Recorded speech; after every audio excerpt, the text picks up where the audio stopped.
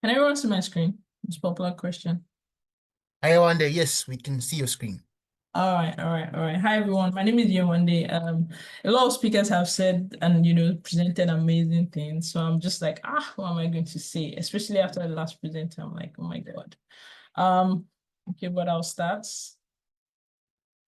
So, I currently run an early stage fund called Hook Ventures Fund. We started out as a syndicate, meaning that, we had a couple of angel investors coming together to invest in startups.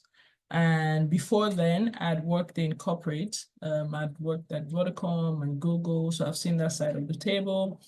I also used to invest my own money, primarily as an angel investor. And I've also built startups. So I've built a couple of startups, two major ones, one exited one, meaning obviously it got sold to a bigger company. And I also advise startups and obviously the whole entrepreneur. I think one good thing about my experience, even though it seemed scattered at the beginning, was I've been able to see all sides of the table and be able to empathize and also like advise or direct a lot of things that people may not know are connected. And obviously that takes me to um, explaining the recent landscape in fundraising. I think first, I'll just generalize what has happened on the continent in Africa today. So I think in 2024, the startups got a bit comfortable, but then economic indicators show that, different funding climates were affected. So, stats show that in 2024, there was a decline, I think about 25%, sorry, 25%, 30% decline, meaning that the money raised the year before in 2023 was way more than 2024. But in 2025, at least as of the first quarter, we're seeing an increase, meaning that the market is picking up. It's just that people are now more selective. And so even though as of last year, we're talking about the downturn, we're talking about, how startups aren't raising a lot of money, how their economic issues affecting, and some of them will talk about it, valuation, FX fluctuations, just cross-border effects and things like that. We're seeing a recent uptick, and obviously you'd see some people are closing out like bigger rounds. Even though there are not as many people doing growth, and we'll talk about all these growth raises, we've seen like some significant ones.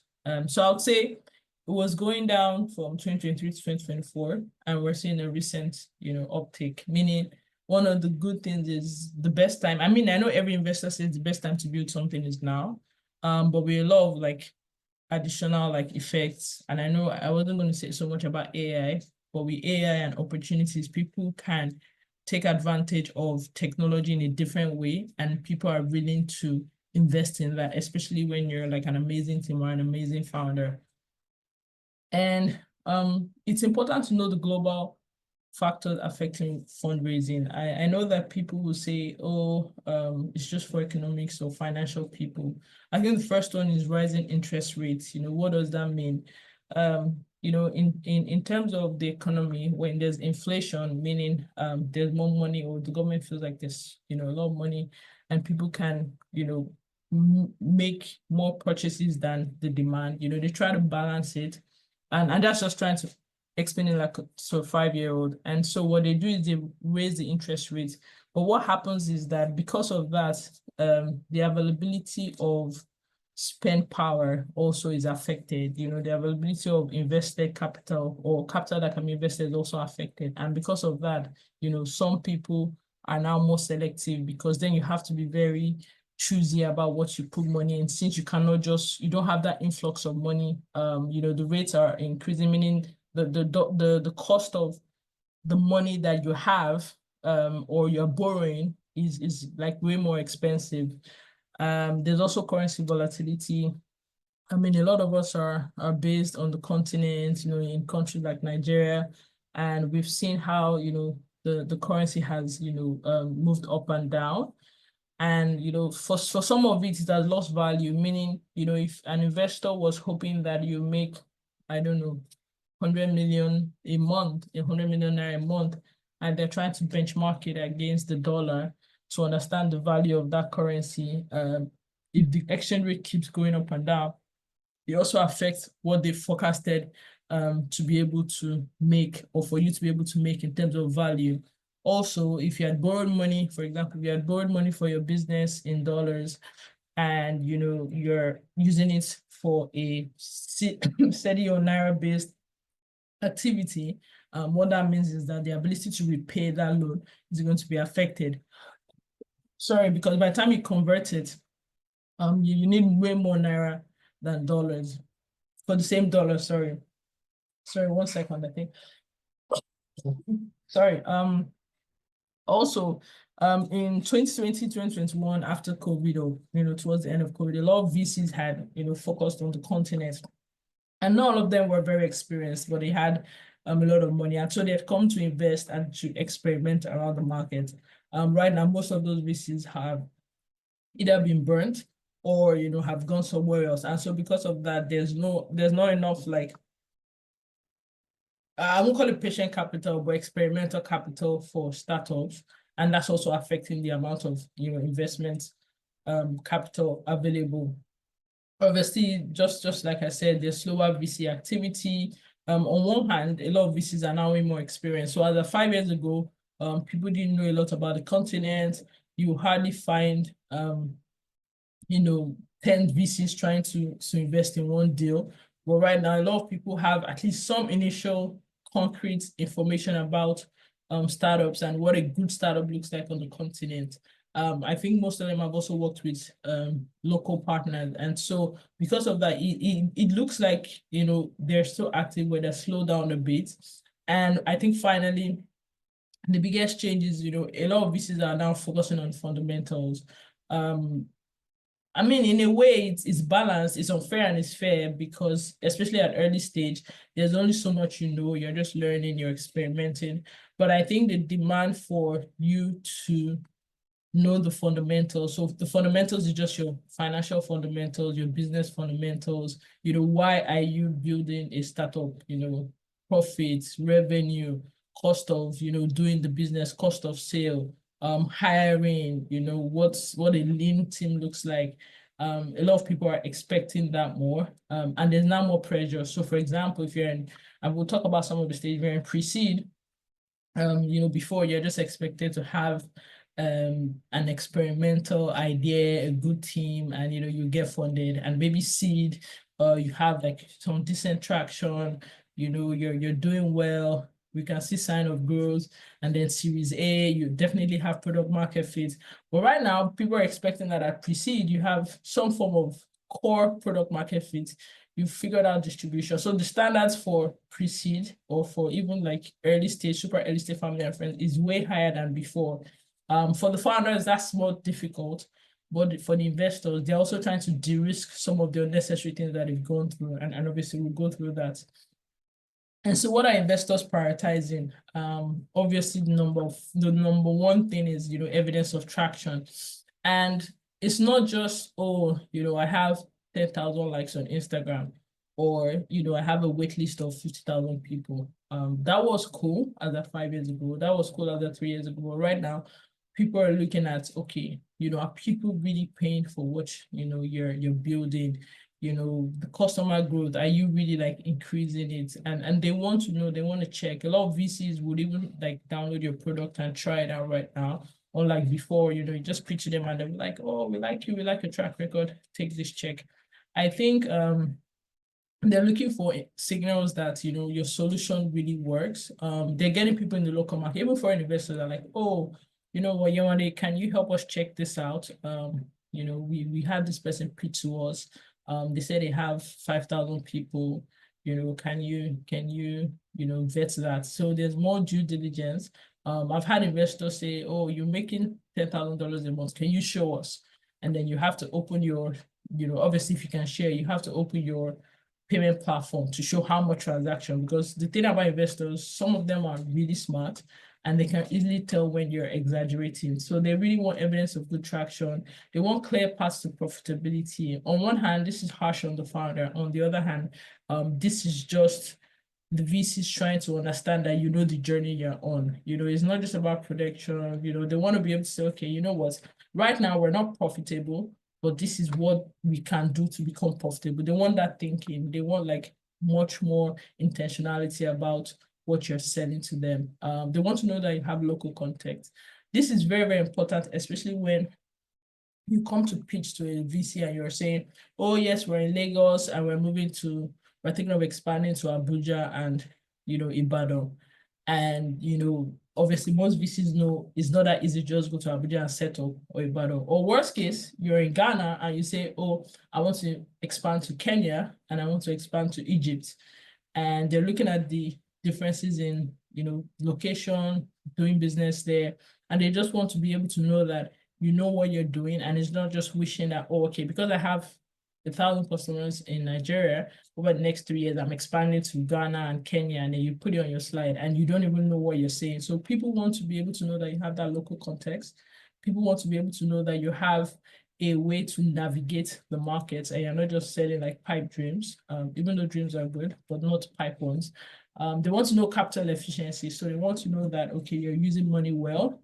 They want to say like scalable go-to-market strategy. It's not about, oh, I need $10,000 a month to be able to sign an influencer and put my product out there. And I think that I'm going to get, no, that's not necessarily what will work for your business.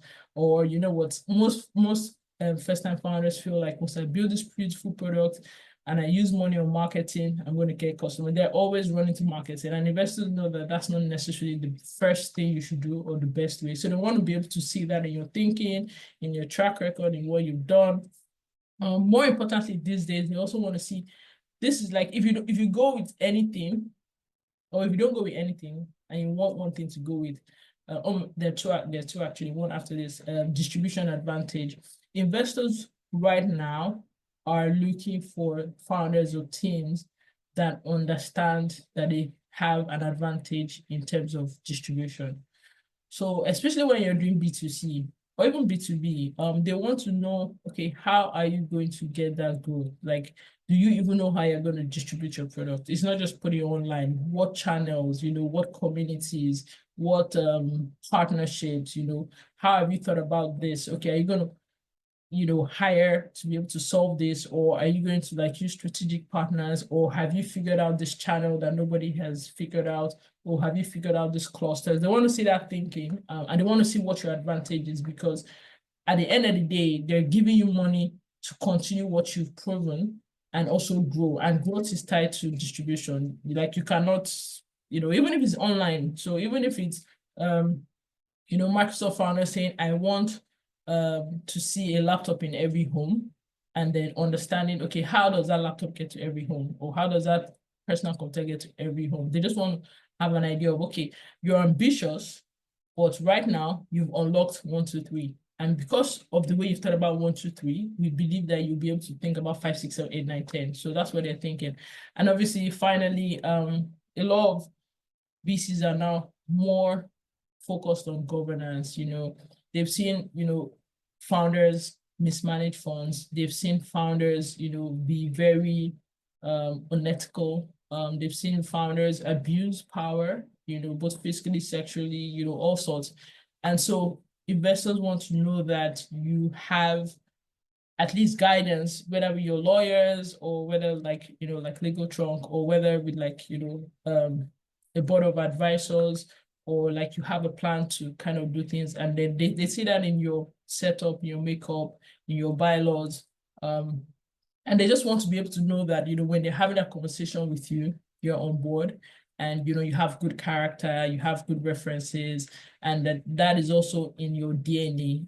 They want to be able to know that from the beginning. And so if you don't show signs of being able to set up good governance, or you've not even started thinking about it, they may struggle to like back you right now. Because at the end of the day, they bet on people and teams even before you grow. So, and it's a long journey. And if they feel like, once this person gets 1 million, maybe they will start misbehaving. They probably won't want to back you, or at least good investors will want to back you. So these are the things that investors are prioritizing. And obviously how they deploy capital. So I mean, investors are not saying no. They're saying show us you're ready. And I think that's the major difference between before and now. It's okay, show us you're ready. Show us that you know about lean operations, are using capital wisely, like I said. Show us about real traction. Don't like nobody cares about vanity metrics again. Who is paying for this? Will they keep paying for this? Okay, they paid for this yesterday. How do we know they'll pay for this today? Show us your clear exit thinking. Oh, I want to grow as big as this. Oh, or this is my ambition, Oh, maybe one day I'll get acquired, and this is why I think that like I said, governance and transparency, they don't want a messy cap table. They want to know that, okay, I don't have a messy cap table. Perfect. I have a messy cap table, but this is why I have a messy cap table, and this is how I'm going to fix it, or I need your help to fix it because I know how I have to fix it. That's the mentality they're looking at. Like almost all the speakers have talked about legal structures. I think people think you exaggerate when you say, legal is very, very important. But I think it's the single most important thing once you figure out, what your customers want and what your team should look like. The third thing or the top three things you should figure out is your legal structure and your legal partners, what your customers really want and what your team should look like or should have. I think those are the top three things. So they want clean legal structures. Like I think the other speaker said, even if you started out with scrappiness, they can see you slowly, restructuring and solving some of those problems as you go. They want to be able to see that. And obviously valuations without context. So you just come and say, oh, I'm $100 million company, and then there's no context, there's no art or science or why you did that. And obviously, how can founders stay resilient? Just the inverse of what I've said, but just be more. So be very lean. I think that a lot of mistakes that founders made is, oh, because I raised 2 million in 2022, I should be able to raise 20 million in 2024 and 2025, but that's not how it works. VCs expect that you're judicious with capital, even though you use capital to grow. Being judicious with capital is doing that. Okay, I have $100,000, I have $2 million, dollars. This is how I plan to use it. This is how I plan to hold myself accountable and my team accountable. And this is how I plan to be transparent to share how that money is being used to my investors. Because some of your investors would invest again in your startup. That's where a lot of people don't know. They call it follow-on round. Some of them have partnerships with bigger investors. So they're just waiting for you to do well so they can tell the bigger investors. And they've managed that relationship to say, okay, you're in pre-seed or seed, where we have partnerships with Series A, Series B, private equity companies. And if they're not getting that transparent, judicious capital behavior from you, it's very hard for them to invest more. So some of them, you see, they'll give you a $50,000 check, and maybe they have allocated another $200,000 for you, based on your performance. And they're investing in a couple of people. So you're not just competing with the people in their portfolio, which is a group of people that they invested. You're also competing with a wider capital of larger investors waiting to see how well you perform. And that's what a lot of founders don't think. They're like, oh, I just raised $500,000. Let me go crazy. I'll spend $100,000 on marketing. I'll hire, my friend from school that was doing a YouTube video and, and then just waste the money and then be wondering why nobody's, investing in them or supporting them. So it's very important to be very lean, to be very judicious. It's better for you to do more with the capital you have and they can see that so that they can give you more capital than for you to waste the capital and, go back from one and then be wondering why nobody is supporting you. Also micro pivot when needed. I think that the smartest founders micro pivot. I won't call names, but you see where a food delivery company or an e-commerce company is doing like some ads. It may look like distraction, but they're just experimenting around, opportunities. And it's okay to do that as far as it's aligned and as far as, it's ethical and as far as it's not deviating from your core mission that you've shared with the investors. Track what matters is very, very important. Your customer acquisition. And some of them you can read on them online, your lifetime value of your customers. And even if you don't know what to track, just start tracking. Like just go to A and ask, okay, I'm trying to do this. This is my sector. What should I be tracking at this level? And then just have that snapshot and dashboard and be tracking it. And then you keep increasing it. And then obviously, like I said, be transparent. A lot of people wait till like things go really bad before they talk to investors. And you can't be resilient because you can't be doing things in silos or in the dark. So it's better for you to be transparent. And the good thing about being transparent is if you're ethical and you're judicious, it will be easier for you to be transparent. But if you're unethical and you're wasting money, then it's harder for you to be transparent. So that's why, most of these things define you as a founder or someone working in a startup. I'm conscious of time. Preparing for investors. This is the easy part. Investors are obviously looking at team competency, can you demonstrate that you have the capability, the thinking, the expertise? They're looking at the market opportunity. Is this the right time? Okay, in 2001, if you had come to investors and said, oh, you know what, I have this app for mobile phones. I believe that every Nigerian will have a mobile phone. And I have this app that would help everybody, I don't know, buy airtime or something. I think that you probably would have been $1 billion business by now because the timing was right. They're just giving GSM licenses. The market was ready. You probably would have been one of the very few people locally that would do it. And so that's the market opportunity. And then if you have really done it in India, maybe for some reason you went to school in India and you did it and you came back, a lot of investors would have invested in you. Yes, you may not get as much capital in 2001 because then startup investing was, really still early. But if you broke through, you would have timed the market and then the market will favor you. So that's what investors are looking at. So sometimes when you're pitching to an investor, they're looking at different things. They're not just looking at, oh, this is the most beautiful product I have. They're looking at, okay, is this the best time for the market? We've been seeing, highs and lows. Is this an opportunity that will match what is happening? Oh, they've just released the regulation for everybody to do NIN, and you came with NIN is like national identity, and you came with something that complements that. Investors can see the market opportunity. Oh, across West Africa, they've just signed a trade deal, and it's going to unlock all the markets in West Africa, and this person is trying to start from here and move here. Oh, okay, it makes sense. So that's what they're looking at. They're looking at product traction. Product traction is just what you built versus the customers you're targeting. How well are they adapting? How well are they using it? Are they recurring? Are they coming back? And finally, commercial viability. I think for a lot of founders, they don't think about the commercial side of things. They don't really get the business. Like, it's not about building a good idea. It's not about building a good product. The whole point of building a startup is to use innovation to supercharge a business. So the commercial side of it, people don't think about it. How are you going to make money or how are you going to bring value? Okay, if you're not making money, how does your technology increase the value?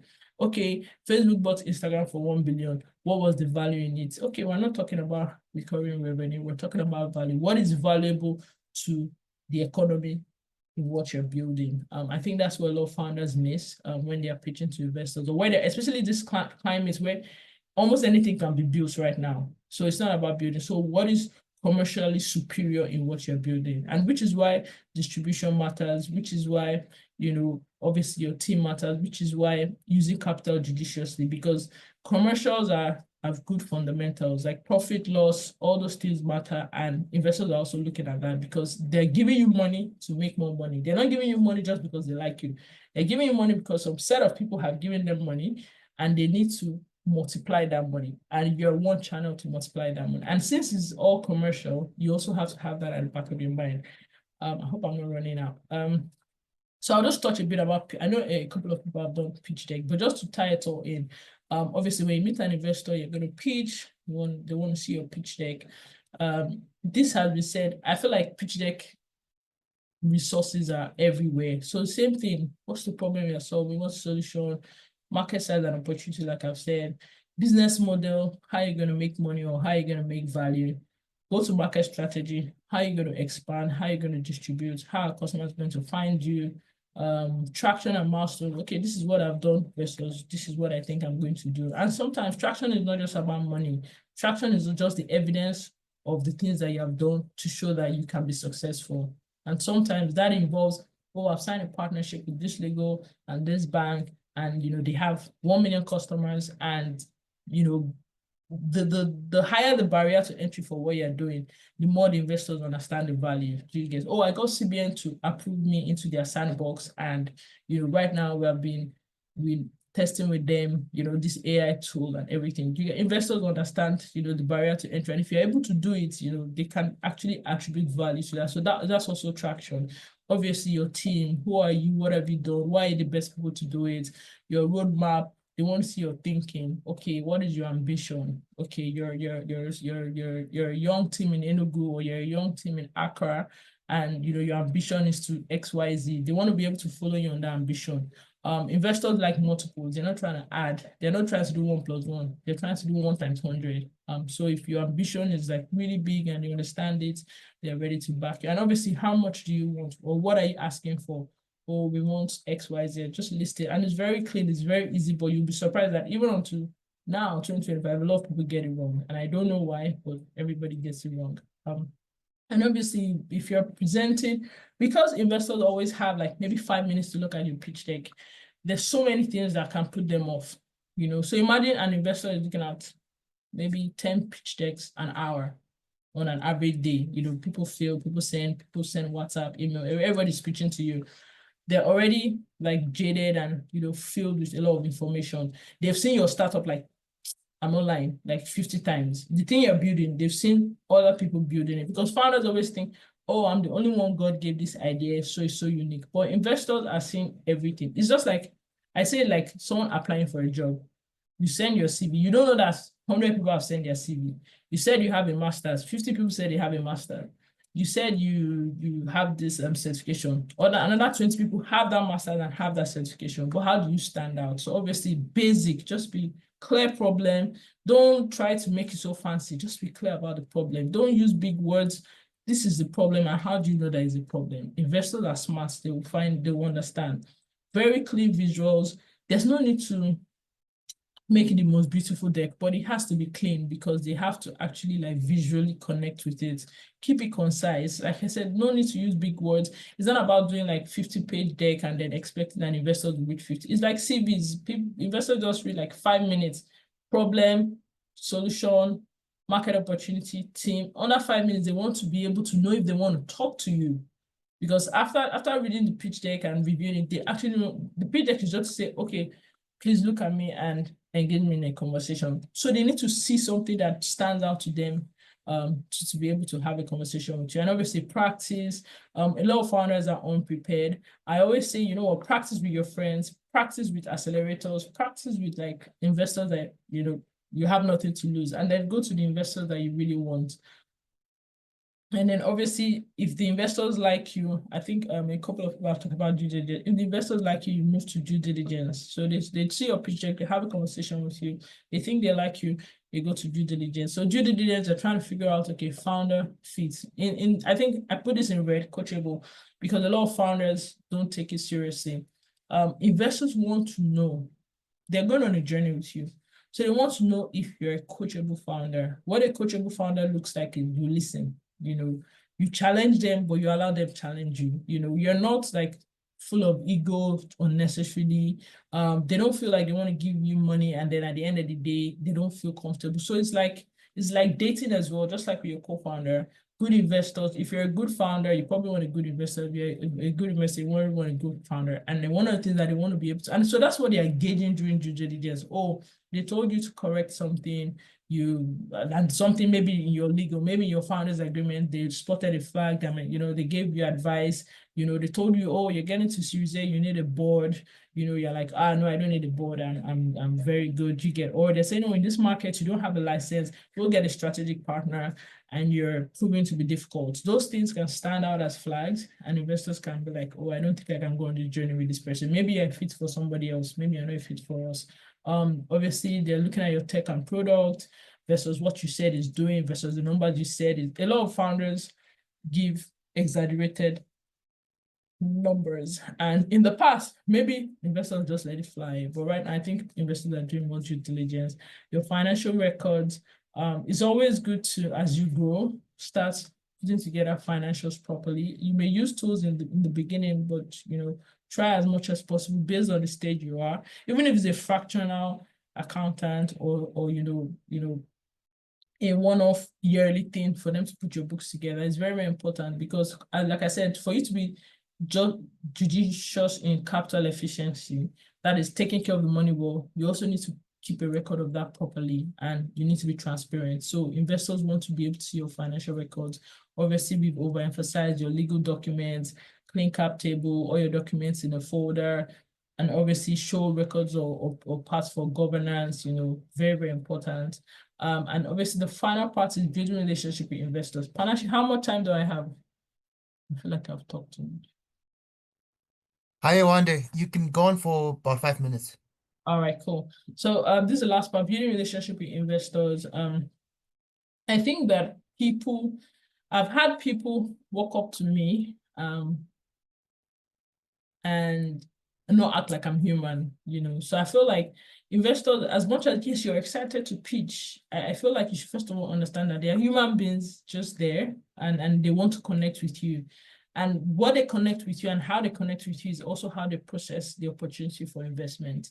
And sometimes, and I'll start with, be curious, not just opportunistic. If an investor knows they're opportunistic, it may rub them off the wrong way. You're just talking to me because you want an investment. You didn't even say good afternoon. You didn't just like, oh yeah, I know you're excited, but trust me, an investor wants to first of all build some connection with you before understanding if they want to invest, because that's how they will know who is behind the person, sorry, who is behind the company that they're building. So first of all, don't be opportunistic, be calm.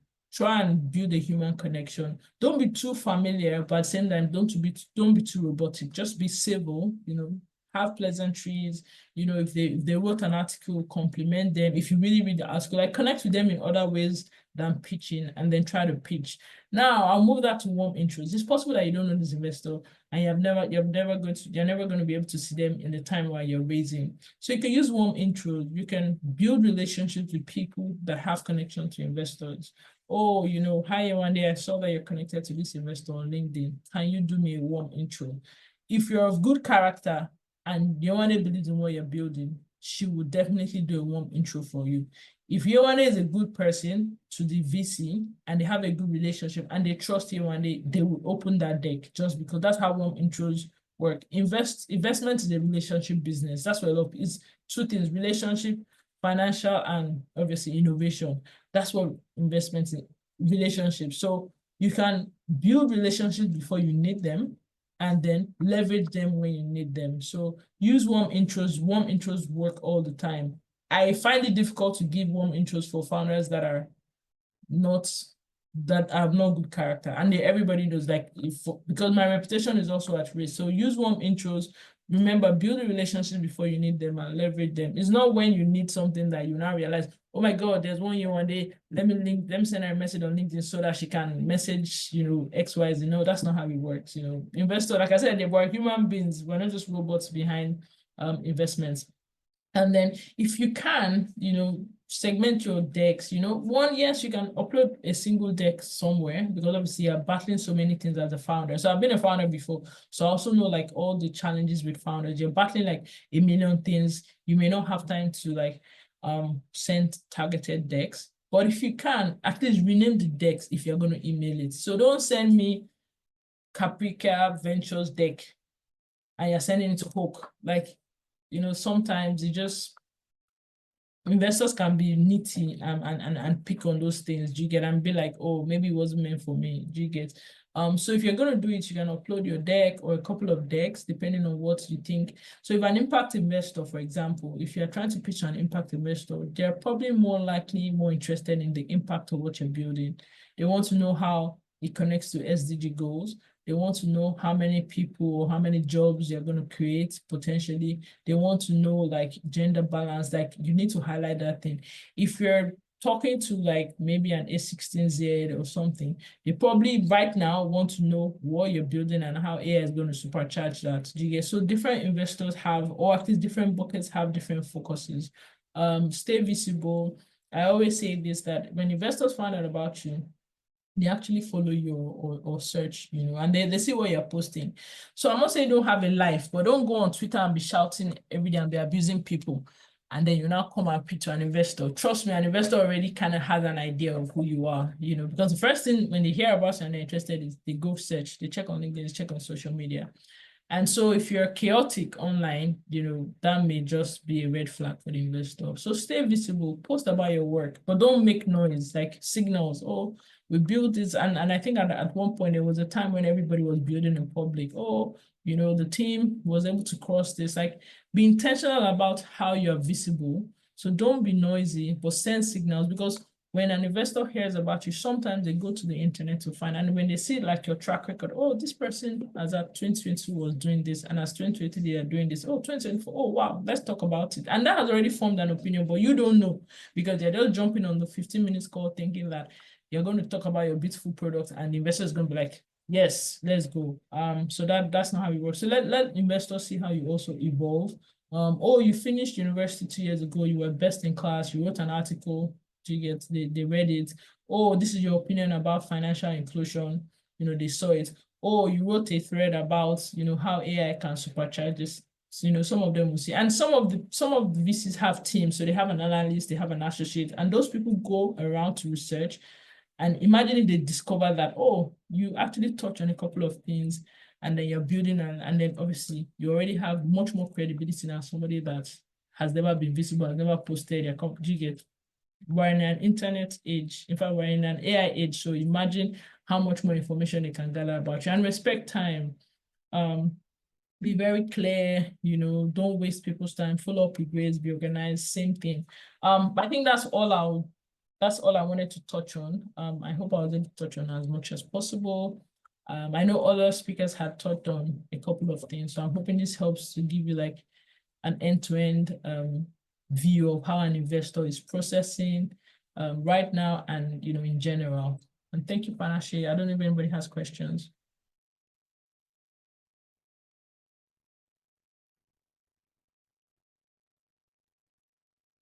Thank you so much, Yewande. The floor is now open to questions. Feel free to raise your hands. Olua Busayo, hi. You can speak.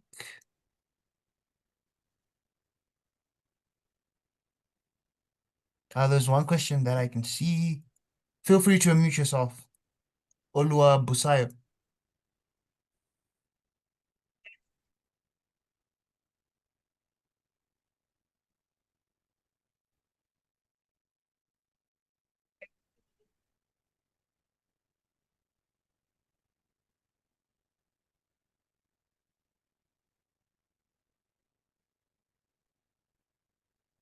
I don't think we can hear you. Can you hear me? Yes, we can hear you now. Okay. Good afternoon again. Thank you for the session. So this question, I don't know, either you or Mo, if she's still on this call, can answer. So I would speak from if you are offering a series, so a startup, maybe a legal framework for the startup to assist with their structure. I mean, before any series funding, because if they are going to do a funding like you both have said, there will be due diligence to their legal there will be legal diligence. So if at that stage they don't have money to offer yet, so how would you advise in terms of compensation for the services rendered or services to be rendered?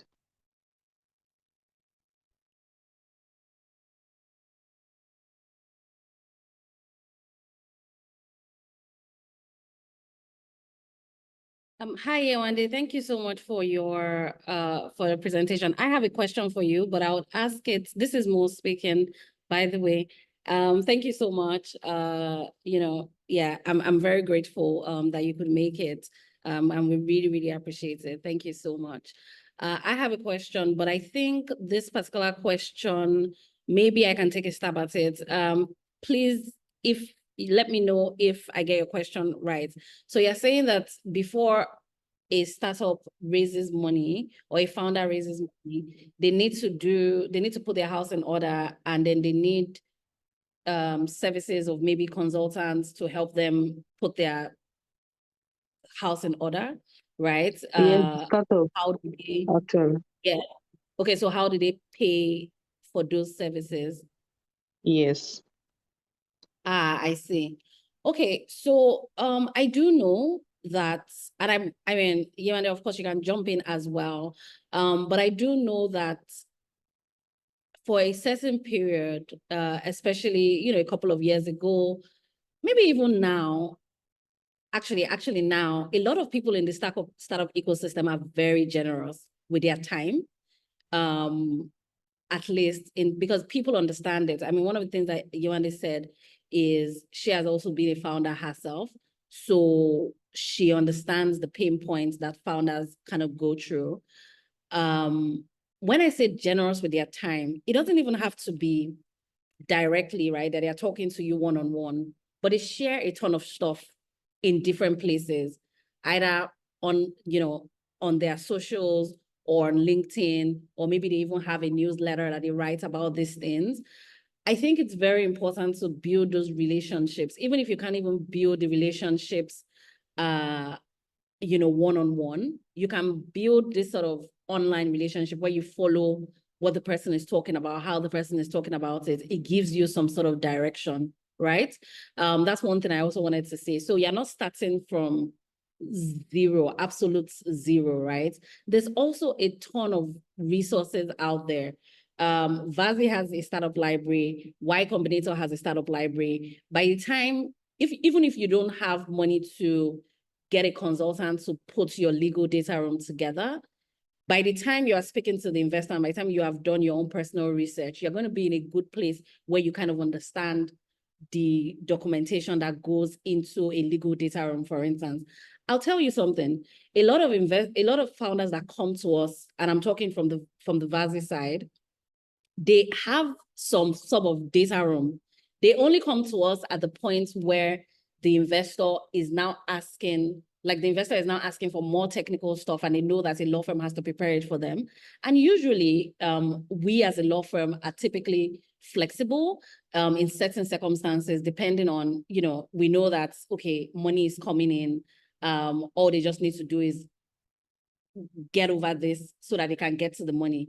A lot of people in the industry, as I said, are very understanding of that situation. So again, it's one thing for you to come up transparently, have conversations with people, see what people are talking about, talk to the investor themselves and say, hey, we need help. Because we also even have situations where investors themselves are the ones that do intros to the companies and say, okay, help us help this company, we want to invest, but you know, they need to put their house in order.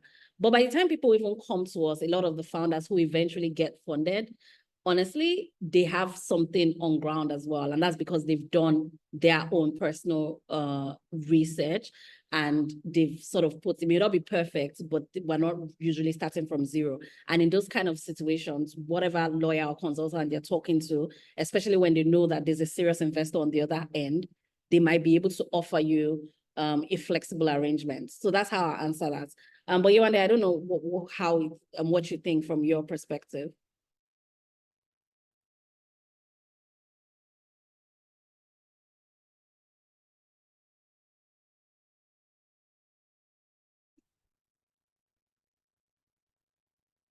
Oh, Yewande, sorry, I think you're muted. Classics. Sorry. I was like, I think Mo is spot on. Everything she said is 100% spot on. But I think I'll just touch on the flip side. You know, if you're the consultant, so that really works from the founder, you know, you building. But if you're the consultant, I think you have like 4 or 5 quick things you can do. First of all, is do you want to work with this person?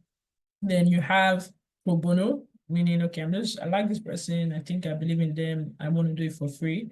You have cash, you know, okay, I need to price something for my time, for my services. You have cash and equity mix, meaning, okay, this person cannot pay all the money, but okay, if they can pay me this cash and they can convert some of this in equity. Now, that's where it gets tricky. Or you know what, let me get equity for my time, you know, price it properly. This is what I would have gotten. I get equity, but it also has to be mutual and in conjunction with their legal team to know that, you know, you actually do what you say you're going to do, and then the value they see that way. And then you have deferred payments. So for example, okay, you don't have money now, but I can work on this. And, if you hit these milestones, then you can pay me for this. And obviously, so the pro bono is straightforward. The cash is straightforward. When you start getting to cash and equity mix, or you start getting to the equity, or you start getting to deferred payments, that's where it gets a bit trickier. You may need, legal insights to help you both navigate what that looks like. So you actually have to just think about, okay, do I really want to work with this team? Do I think, we align and, there's value in it, and then choose which one works, and you mutually agree with the team or the founder, and then you decide which way to go. I hope, between Mo and I, we've answered all the questions regarding, not being able to afford things, or not being able to, or serving a team that may not have the capacity to pay as much as you may want. Yeah, I think that would be the only addition that I have. Thank you very much. Thank you. That was very helpful. You and Mo. You're welcome. So Yewande, my question to you is, I know you talked generally about how the investor landscape is changing, but my question to you as just an investor institutionally and as an angel investor, how has your own thesis, right, just changed over the last 2 years? I don't mean to put you on the spot, but I just thought it would give some insights. Yeah, I think as an investor, so and obviously this may be controversial for some people. I think earlier on, me personally, I didn't really, how investors say it's all about the founder, it's all about the founder. Or it's all about the team. I had a slightly contrary opinion. For me, it was the team and the market, the team and the market. And I feel like over the past 2 years, that has been more obvious, to people. So that's one I would say, meaning, if the market is not ready or the team doesn't understand how to navigate the markets, no matter how brilliant they are, it's going to be a struggle. And in venture investing, the market is actually super important, especially in a market like Nigeria or, West Africa or East Africa. The market dictates a lot. And so I would place maybe a 60-40, or like people that does 100, the founders are brilliant, let's go back them.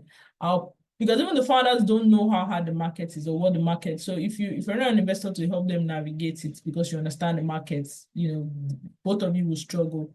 So I think before I'd place like maybe 70-30, but now I play 60-40, because I just reinforced, what I thought, about you can be a brilliant founder, brilliant product, but if it's not aligning with the market, then it may not necessarily work for me.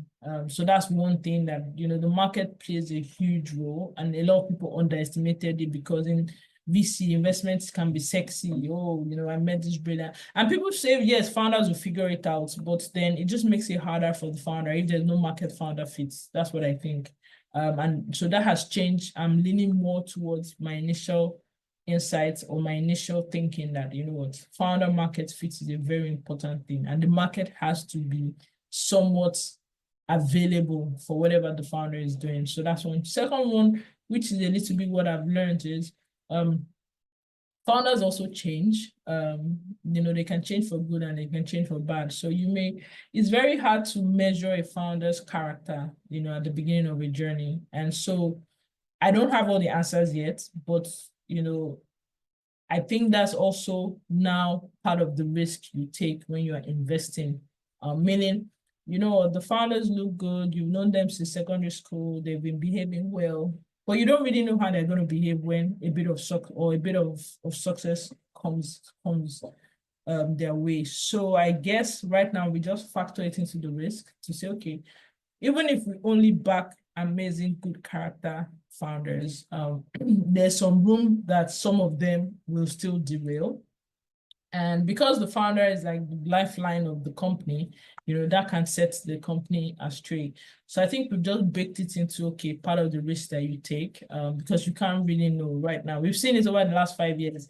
A founder that you thought was, oh my God, so great, so beautiful, their parents, where they live, and then you just discover that, after 2 years, they've just, gone in a certain direction that does not align with the values that you thought they had. I think those two things will be personal for me. But in terms of like broadly, I think it's just not enough capital to back all the amazing things we see. And so sometimes we have to say no, not because we want to say no, but because we just don't have enough capital to invest as much as we want to invest, especially in the early stages. And so sometimes it's difficult to like pick as many good deals as we want, because obviously some will fail, not because they decided to fail. It's just the nature of startups and VCs. Sometimes you get some things wrong, or sometimes the market is ready and then some things change. But just not having enough capital can be frustrating to back amazing things that we see. And that's just become more difficult as a VC, because you're trying to unlock capital to invest, in certain areas, and if that capital is not as like it's not flowing as much, it can be very, very difficult. And obviously saying no is to amazing founders has been increasingly more difficult. But yeah, I think to mitigate that, we just found other ways to help founders beyond capital. I think we have this thing at Hook right now where we are working on Hook initiatives where we're just looking for ways beyond capital to help founders, give them more exposure, do events where they can meet people, unlock strategic partnerships, and just keep doing the work regardless of how hard it is. I hope I answered your question. Yes, you did. Thank you so much. Yes. All right. Jide, you can put your question there. I just Yeah. saw a comment. Yeah. Yes. Panashe, yeah.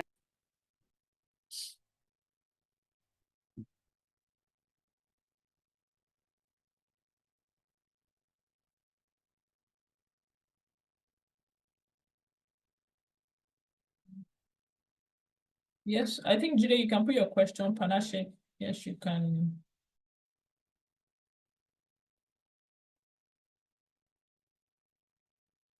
Yes. Panashe, can you hear us? You're on mute if you can hear us.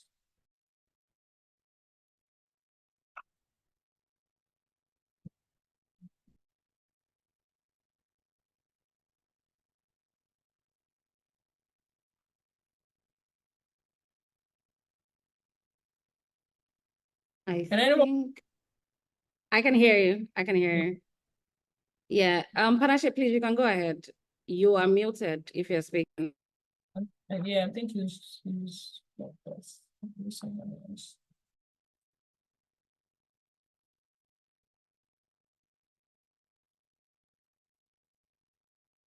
I think for some reason he's dropped off. Oh, so it's probably a network issue. Yes. Yeah. Okay. Let's just do minutes. Well, as Jide is typing his question. Okay. Here, he's typed it.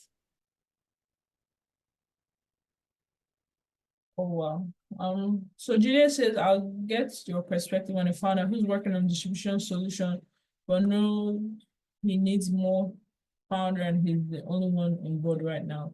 I think that as a founder, you would have to do hard things. And if you think you need a co-founder, then work on getting a co-founder. Like that's the only solution. You can find advisors that can help you in the interim to act as a co-founder, or depending on your stage, there's what do they call them? There are teams that help as an extension of your co-founding team, and obviously they take equity for that. But yes, as a founder, the reason why you're a founder is to solve the hard problems. And if your hard problem is finding a co-founder, you have to go on that journey and start looking for a co-founder till you find the right co-founder. I think that's the only advice I would give you. Yeah. There are startup studios that help, and they can give you people, but that's a little bit more complicated if you're at a later stage. But if you think you need a co-founder, finding a co-founder is like dating. You start the journey, you try out different people, different structures, do some strategic projects. Oh, I'm looking for a co-founder. I think you'll be amazing. Can we work on this? Sign a contract, maybe 3 months, 6 months to see how it goes. If it goes well, you can be a potential co-founder. If it doesn't go well, we shake hands. But you have to put in the work, you have to take the risk, and you have to find the co-founder if you think you need a co-founder. Like nobody else can do it for you. You have to do it.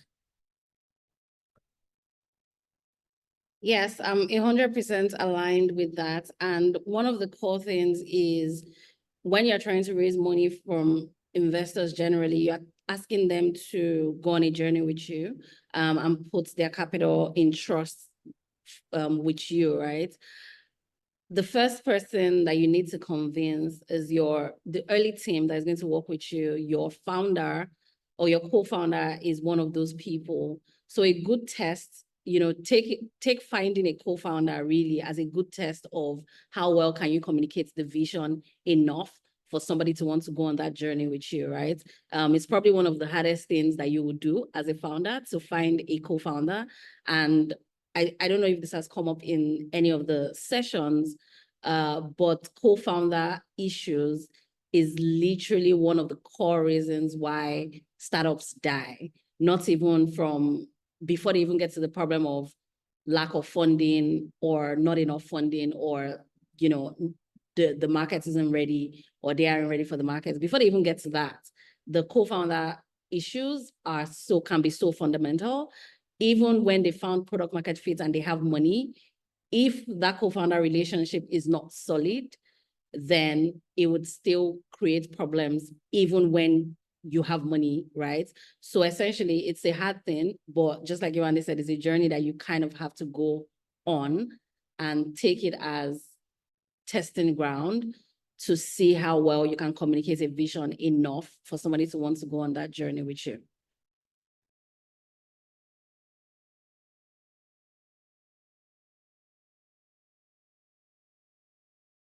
Yeah, I think after that, that'll be all from my end.